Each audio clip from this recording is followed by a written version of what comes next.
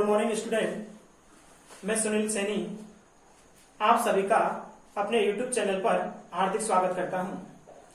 आज की इस क्लास में हम डिस्कस करेंगे आवेश के बारे में। आवेश यानी किसके बारे में? चार्ज के बारे में। देखो भाई, आवेश क्या होता है? तो देखो, इसकी परिभाषा याद रखने या बनाने का क्या तरीका होता है। हम ये आवेश लिया, देखो हम सभी जानते हैं कि आवेश दो प्रकार के होते हैं। कौन कौन से प्रकार के भाई? धनावेश और दूसरा होता है ऋणावेश। ये हम सभी जानते हैं कि आवेश दो प्रकार के होते हैं, धनावेश और ऋणावेश। आगे देखते हैं कि किसी भी तत्व या परमाणु पर धनावेश कब आता है। किसी भी तत्व या परमाणु पर धनावेश कब आता है? जब कोई तत्व या परमाणु इलेक्ट्रॉन का त्याग करता है। जब कोई तत्व या परमाणु इलेक्ट्रॉन का त्याग करता है तो उस पर कैसा आवेश आता है? धनावेश यानी पॉजिटिव चार्ज आता है। तथा जब कोई तत्व या परमाणु इलेक्ट्रॉन ग्रहण करता है, यानी इलेक्ट्रॉन क्या करता है? लेता है, तो उस पर कैसा आवेश आता है? ऋणावेश। ठीक है, यानी नेगेटिव चार्ज आता है। हमने कहा भाई कि जब इलेक्ट्रॉन त्याग करता है तो उस पर धनावेश आता है, तथा जब इलेक्ट्रॉन ग्रहण करता है तो कैसा आवेश आता है? ऋणावेश। अब आगे बात करते हैं कि किसी भी तत्व या परमाणु पर कितना धनावेश है, वो किस पर निर्भर करेगा? यानी जितने इलेक्ट्रॉन त्याग करेगा उतना धनावेश आएगा, तथा जितने इलेक्ट्रॉन ग्रहण करेगा उतना क्या आएगा? ऋणावेश। कहने का मतलब है भाई क्या कि इलेक्ट्रॉन की संख्या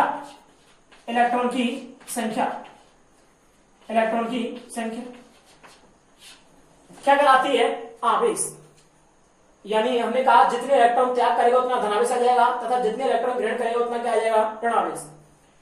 तो इससे हम आवेश की परिभाषा क्या निकालें कि किसी भी तत्व या परमाणु पर इलेक्ट्रॉन की संख्या आवेश कहलाती है। किसी भी तत्व या परमाणु पर इलेक्ट्रॉन की संख्या क्या कहलाती है? आवेश। नंबर 1 परिभाषा होगी। सेकंड बात करें तो हमने कहा एक पर धनावेश आता है, दूसरे पर कैसा आवेश आता है? ऋणावेश। यानी यदि एक परमाणु का तत्व इलेक्ट्रॉन का त्याग करता है तो दूसरा परमाणु क्या करता है? इलेक्ट्रॉन ग्रहण करता है। कहने का मतलब है एक परमाणु से दूसरे परमाणु पर इलेक्ट्रॉन का स्थानांतरण होता है। हमने कहा एक परमाणु से दूसरे परमाणु पर इलेक्ट्रॉन का स्थानांतरण होता है, उसे क्या स्थानांतरण होता है? आवेश। यानी आवेश की सेकंड डेफिनेशन क्या होगी भाई कि किसी एक परमाणु से दूसरे परमाणु पर इलेक्ट्रॉन का स्थानांतरण आवेश कहलाता है। किसी एक परमाणु से दूसरे परमाणु पर इलेक्ट्रॉन का स्थानांतरण आवेश कहलाता है। सेकंड परिभाषा।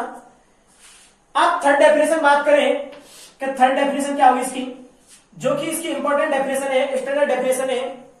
देखो थर्ड डेफिनेशन क्या होती है? जो आवेश होता है वो वस्तु का गुण होता है।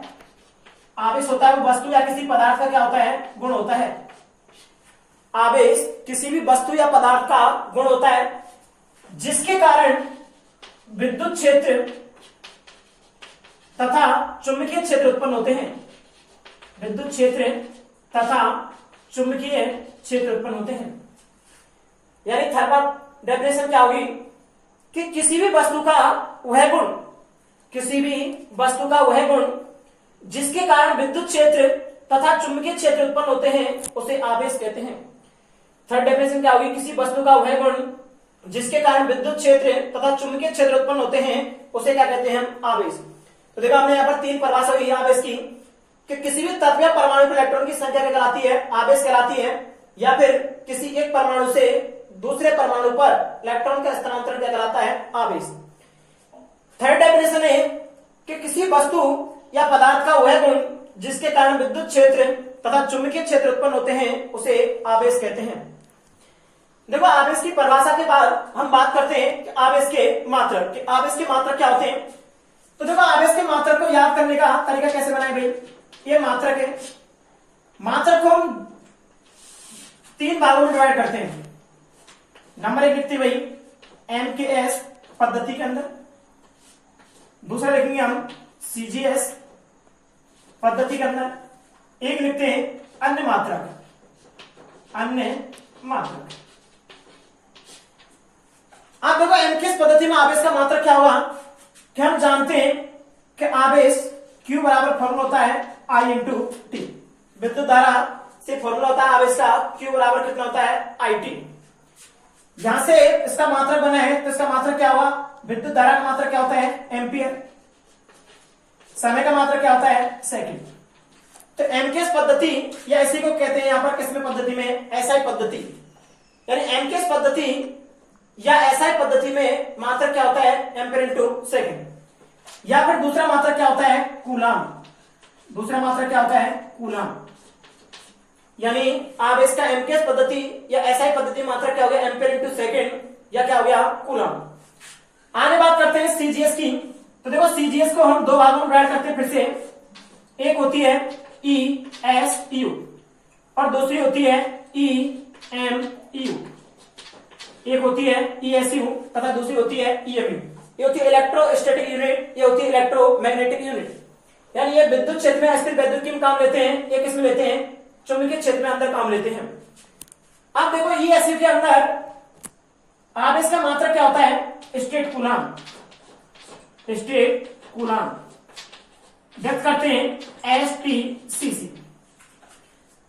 सीजीएस पद्धति में ESU के अंदर मात्रक क्या होता है स्टेट कूलाम, किसे व्यक्त करते हैं STCC।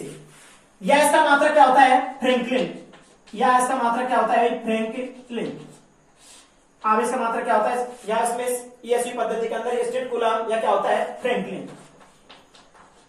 आगे बात करें EMU के अंदर, तो EMU के अंदर क्या होता है परम कूलाम, परम कूलाम या क्या होता है एब कूलाम, परम कूलाम या क्या होता है एब कूलाम। इसको व्यक्त करते हैं ABCC। परम कूलाम या एब कूलाम किसे करते हैं ABC से। अन्य मात्रक क्या होता है फैराडे, अन्य मात्रक क्या होता है फैराडे। तो ये आवेश के मात्रक हो गए। आवेश के मात्रक को हम एमकेएस पद्धति, सीजीएस पद्धति तथा अन्य मात्रक लिखा। एमकेएस या एसआई पद्धति में मात्रक क्या होता है एम्पियर इंटू सेकंड या क्या होता है कूलम। सीजीएस पद्धति को दो भागों में डिवाइड किया ESU और EMU। ESU के अंदर मात्रक क्या होता है स्टेट कूलम, STC व्यक्त करते हैं फ्रैंकलिन किसे व्यक्त करते हैं FR से। EMU के अंदर क्या होता है परम कूलम या एब कूलम किसे व्यक्त करते हैं ABC से तथा अन्य मात्रक होता है फैराडे। आप देखो दो चीज याद रखनी है हमें कि आवेश का सबसे बड़ा मात्रक क्या होता है और सबसे छोटा मात्रक क्या होता है। तो आवेश का सबसे बड़ा मात्रक क्या होता है फैराडे, सबसे बड़ा मात्रक क्या होता है फैराडे। आवेश का सबसे बड़ा मात्रक क्या होता है फैराडे और सबसे छोटा मात्रक क्या होता है सबसे छोटा मात्रक होता है फ्रैंकलिन, सबसे छोटा मात्रक होता है फ्रैंकलिन FR से लिखकर। तो ये हो गया आवेश के मात्रक। तो अभी पढ़े हमने आवेश के मात्रक, इसके बाद पढ़ते हैं आवेश के मात्रकों में संबंध कि आवेश के विभिन्न पद्धतियों में उनके मात्रकों में क्या संबंध होता है। तो देखो हमने कहा सबसे बड़ा मात्रक होता है फैराडे। तो एक फैराडे इक्वल टू कितना होता है 96,500 कूलम, यानी एक फैराडे किस बराबर होता है 96,500 कूलम के होता है। आगे बात करते हैं भाई एक कूलम बराबर कितने स्टेट कूलम होता है। तो देखना 3 × 10⁹ स्टेट कूलम होता है। एक कूलम बराबर कितना होता है 3 × 10⁹ स्टेट कूलम होता है। आगे बात करते हैं भाई एक एब कूलम, एक एब कूलम बराबर होता है 10 कूलम। एक एब कूलम बराबर कितना होता है 10 कूलम। आगे बात करें एक फ्रैंकलिन की, तो एक फ्रैंकलिन इक्वल टू होता है 3.3 इंटू 10⁻⁻10 कूलम। देखो मेनली ये चार रिलेशन याद रखने में। एक फैराडे इक्वल टू होता है 96,500 कूलम, एक कूलम इक्वल टू होता है 3 × 10⁹ स्टेट कूलम, एक एब कूलम बराबर होता है 10 कूलम, एक फ्रैंकलिन बराबर होता है 3.3 इंटू 10⁻⁻10 कूलम। आप देखो यहां पर क्वेश्चन किस प्रकार से बनते हैं, पूछा जाता है एमकेएस पद्धति तथा सीजीएस पद्धति के मात्रकों में संबंध। एक नंबर में क्वेश्चन पूछा जाता है कि आवेश के एमकेएस पद्धति तथा सीजीएस पद्धति के मात्रकों में संबंध लिखिए। तो देखो यहां से क्या भाई, कूलाम किस मात्रक होता है एमकेएस पद्धति में, तथा स्टेट कूलाम किस में मात्रक होता है सीजीएस पद्धति में। तो यहां से लिख देते हैं कि एमकेएस पद्धति तथा सीजीएस पद्धति के मात्रकों में संबंध क्या होता है, 1 coulomb equal to 3 × 10⁹ stat coulomb. ये संबंध हो गया किसमें भाई, एमकेएस पद्धति तथा सीजीएस पद्धति। देखो एक क्वेश्चन और बनता है यहां पर कि आवेश के ईएसयू तथा ईएमयू पद्धति के ईएमयू के अंदर मात्रकों में संबंध लिखना है कि ईएसयू तथा ईएमयू के मात्रकों में संबंध, देखो अभी किसके संबंध निकालना है हमें, ईएसयू तथा ईएमयू। हमने कहा ईएसयू के अंदर कितने मात्रक होता है स्टेट कूलाम में, तथा ईएमयू के अंदर किसमें मात्रक होता है भाई, परम कूलाम या एफ कूलाम में। अब देखो हमें स्टेट कूलाम तथा किसके मध्य संबंध निकालना है, एफ कूलाम के मध्य संबंध निकालना है। तो देखो एक एफ कूलाम किसके बराबर है 10 कूलाम के, और एक कूलाम किसके बराबर है 3 × 10⁹ स्टेट कूलाम। तो देखो एक एफ कूलाम किसके बराबर हो जाएगा, 1 F coulomb equal to 3 × 10⁹ stat coulomb है, उसमें कितने गुणा करते हैं 10 का, यानी कितना हो गया, एक एफ कूलाम इक्वल टू हो गया 30 × 10⁹ कूलाम। एक इसमें संबंध हो जाता है भाई एफ कूलाम तथा किसके अंदर स्टेट कूलाम, स्टेट कूलाम। तो ये हो गया ईएसयू तथा ईएमयू के मात्रकों में संबंध। तो हमने संबंध पढ़ा, एक फैराडे बराबर 6500 कूलाम होता है, एक कूलाम कितना होता है 3 × 10⁹ स्टेट कूलाम होता है, एक एफ कूलाम इक्वल टू कितना होता है 10 कूलाम, एक फ्रैंकलिन बराबर 3.3 × 10⁹ कितना होता है 10 कूलाम होता है। एमकेएस पद्धति तथा सीजीएस पद्धति के मात्रकों में संबंध लिखा, ईएसयू तथा ईएमयू के मात्रकों में संबंध लिखा। देखो यहां पर एक क्वेश्चन और बनता है कि फैराडे, क्वेश्चन क्या बनता है भाई कि फैराडे किस भौतिक राशि का एसआई मात्रक है, फैराडे किस भौतिक राशि का एसआई मात्रक है, तथा वह किस प्रकार एसआई पद्धति के मात्रक से संबंधित होता है। तो देखो क्या लिखना है भाई कि फैराडे किस भौतिक राशि का मात्रक है, किस भौतिक राशि का मात्रक है आवेश का, फैराडे किस भौतिक राशि का मात्रक है आवेश का, तथा वह एसआई पद्धति के मात्रक से किस प्रकार संबंधित होता है। तो हम जानते हैं एक फैराडे इक्वल टू कितना होता है 96,500 कूलम। कंपटीशन बेस्ड एग्जाम का क्वेश्चन है नीट या आईआईटी लेवल का, कि हम जानते हैं कि एक फैराडे किस भौतिक राशि का मात्रक है आवेश का, तथा वह एसआई पद्धति के मात्रक से किस प्रकार संबंधित होता है। तो फैराडे और एसआई पद्धति के मात्रक कूलम के क्या संबंध होता है, एक कूलम इक्वल टू 6500 कूलम। यह था हमारे आवेश के विभिन्न मात्रकों में संबंध। देखो अब तक पढ़ा हमने आवेश तथा आवेश के मात्रकों में संबंध। इसके बाद हम डिस्कस करते हैं भाई आवेश की विशेषता या गुणधर्म। कई बार पूछ लिया जाता है कि आवेश किसे कहते हैं, उसके कोई 4 विशेषता गुणधर्म या 2 विशेषता या गुणधर्म पूछ लेता है, या कई बार विशेषता गुणधर्म से सीधा क्वेश्चन भी पूछ लेता है 1 नंबर का। तो देखो इसकी गुणधर्म पढ़ते हैं, तो इसका नंबर 1 गुणधर्म पढ़ते हैं। नंबर 1 विशेषता क्या है कि आवेश एक अदिश राशि है। आवेश कैसी राशि है, अदिश राशि है। नंबर 1 विशेषता होगी आवेश कैसी राशि है, अदिश। देखो सेकंड इसमें पढ़ते हैं आवेश संरक्षण का नियम, आवेश संरक्षण का नियम, आवेश संरक्षण का नियम। इसका मतलब क्या है आवेश संरक्षण के नियम का, कि आवेश है वो संरक्षित रहता है। तो देखो इसे 2 परिभाषा बनाते हैं। एक परिभाषा हम सब लोग जानते हैं कि आवेश है एक ऐसी राशि है जिसे ना तो हम उत्पन्न कर सकते हैं ना ही नष्ट कर सकते हैं, उसे केवल एक रूप से दूसरे रूप में परिवर्तित कर सकते हैं, उसे क्या कहते हैं आवेश संरक्षण का नियम। ये सब परिभाषा नॉर्मल है जो कि हम सब लोग जानते हैं। क्या कि आवेश को ना तो उत्पन्न किया जा सकता है ना ही नष्ट किया जा सकता है, उसे केवल एक रूप से दूसरे रूप में परिवर्तित किया जाता है, उसे क्या कहते हैं आवेश संरक्षण का नियम। आगे बात करें हम किसकी सेकंड डेफिनेशन की। तो देखो सेकंड डेफिनेशन क्या होती है इसकी, कि आवेश हम देखो फिजिक्स के अंदर भी पढ़ते हैं और केमिस्ट्री के अंदर भी पढ़ते हैं। यानी आवेश को हम किससे भौतिक या रासायनिक, भौतिक या रासायनिक किसी भी प्रक्रम से या किसी भी प्रक्रिया से गुजारें उसके पश्चात भी आवेश नियत रहता है, संरक्षित रहता है, जिसे क्या कहते हैं, आवेश संरक्षण का नियम।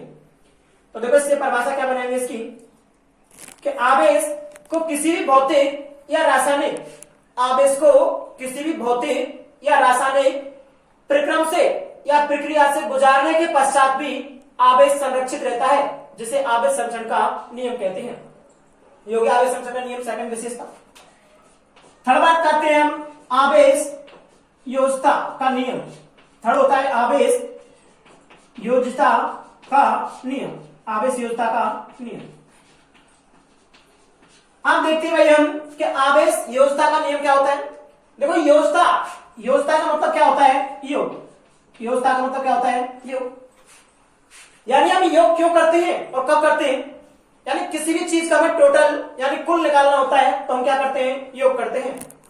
तो यहां पर देखते हैं हम आवेश योज्यता के नियम में क्या होगा कि यदि किसी भी परमाणु पर, यदि किसी परमाणु या तत्व पर हमें कुल आवेश निकालना होता है तो क्या नियम लगाते हैं, आवेश योज्यता का नियम। देखो क्या होता है आवेश योज्यता का नियम, कि किसी परमाणु या तत्व पर कुल आवेश, किसी भी तत्व या परमाणु पर कुल आवेश उसमें निहित यानी उसमें उपस्थित कणों पर उपस्थित आवेश के योग के बराबर होता है, जिसे आवेश योज्यता का नियम कहते हैं।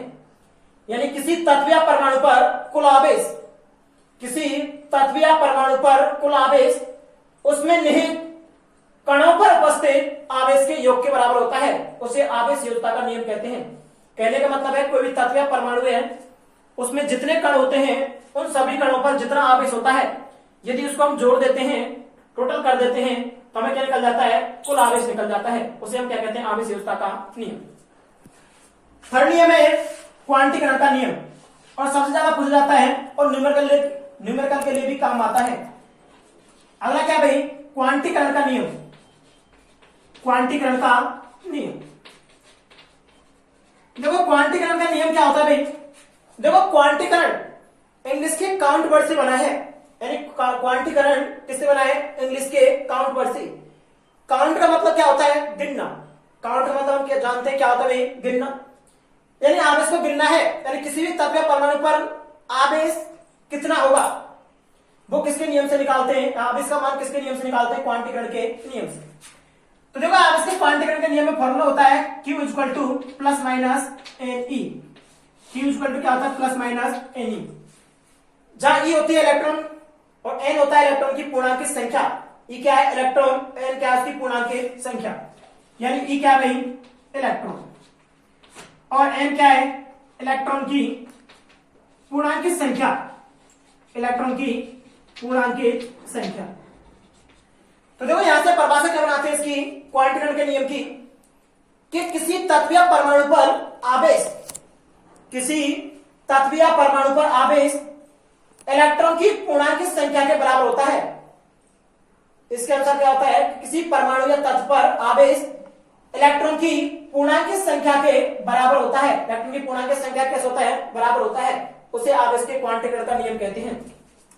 यानी इस नियम के अनुसार किसी तत्व या परमाणु पर आवेश इलेक्ट्रॉन की पूर्णांक संख्या के बराबर होता है, उसे क्वांटीकरण का नियम कहते हैं। पूर्णांक संख्या का मतलब क्या है, यानी n का मान 1, 2, 3 कहां तक हो सकता है, अनंत तक हो सकता है।